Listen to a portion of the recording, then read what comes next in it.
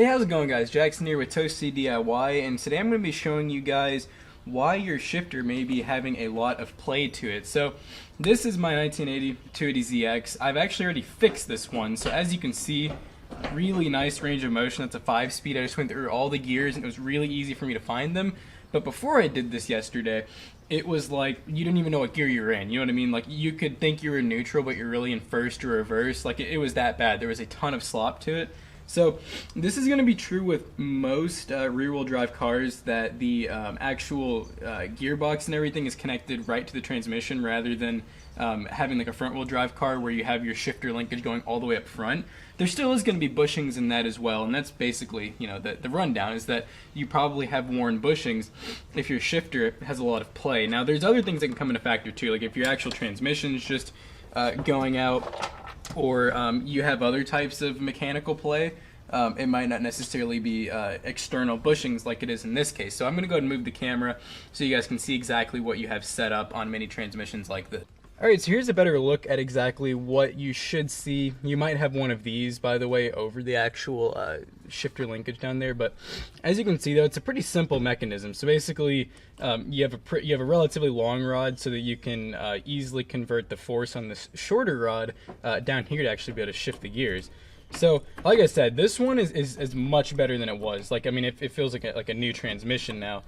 Just shifts really smooth. But that wasn't one of those things where I was just able to throw some magic dust on it and it went away. You have to replace something along the lines of this. So this, like I said, is a shifter bushing. They're pretty common, like I said, on pretty much any manual car. They are going to come in different shapes, forms, and sizes, but even a front-wheel drive car that has shifter linkage is going to have bushings of some kind, because you can't just use like metal washers or you know, putting a bolt through it, because you could, but the problem is it's going to get loose over time, and on top of that, you're going to get actual metal on metal friction from shifting so much. That's why you need some type of opposite material that's softer, like plastic, so that you don't get metal on metal wear, because once that metal on metal wear happens, there's really no going back. I mean, you're basically permanently wearing out metal parts. Like my Datsun Roadster over there, for example, had a nut and bolt through it for years. That's really the only thing I can get away with anymore, because somebody replaced it a long time ago with something like that. So let me show you guys real quick. So there's going to be a little C-clip on one side here, and sorry, I'm going to have to put my phone down so it might get a little dark, but the C-clip usually is pretty easy to take off. Maybe not, might not be in this. There we go. All right, I was gonna say maybe it might not be in this case, but yeah. So we got the C-clip off. It's gonna look like this. Pretty simple, just standard metal C-clip. And then you're gonna push this pin out, which if you have shifter play, should be really easy to get out usually. Also, luckily the transmissions usually leak a little bit of fluid here and there, so it should be pretty easy to get everything out. I'm gonna go ahead and use these to pull it the rest of the way out. Alright, and there we go. Now we got that out, so that's the pin that actually should be nice and smooth, and that's what holds the actual shifter down. I'm going to go ahead and pull this out, or the shift lever I should say.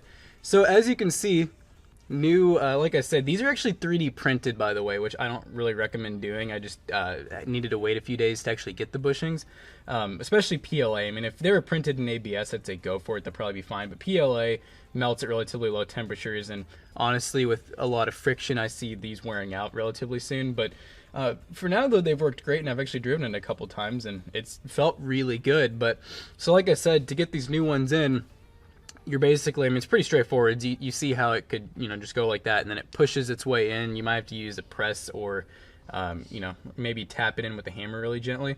But you can order new bushings online for pretty much any car. Like even if it's 50 years old, they're still relatively easy to find most of the time.